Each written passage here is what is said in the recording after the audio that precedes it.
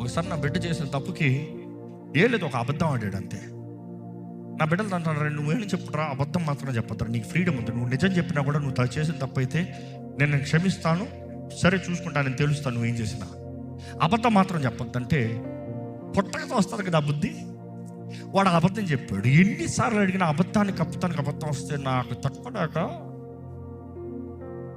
ఎంత నా కోపం వాళ్ళకి తెలుసు. గట్టిగా పట్టించుకుని కాదు, sorry daddy, sorry daddy, sorry daddy, sorry daddy, sorry daddy. ఏం చేస్తా? నా బిడ్డ అంటే నాకు ప్రాణం. ఏం చేస్తా? నేను కొడతానా? వాడు నేను సారీ డాడీ, సారీ డాడీ ఏడుస్తా ఉంటే నాకు ఒక మాట గుర్తొచ్చింది.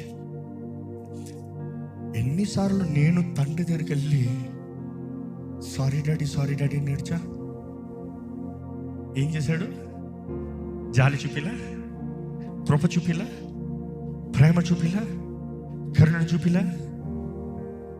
ఆ బిడ్డను కౌగులించిన ఒకటి చెప్పాను, అబద్ధం ఆడద్దురా, బాధపరచదురా. నన్ను బాధ పెట్టాలని ఆశ ఉంటే అబద్ధం ఆడరా, ఇస్తుండ్రా. కానీ ఒక మాట చెప్తున్నాను, ఈరోజు దేవుడు అంటున్నాడు, నేను కరుణావాత్సల్యత కలిగిన దేవుడిని, నేను కృప కనికరమ కలిగిన దేవుడిని, నేను దీర్ఘ శాంతవంతుణ్ణి.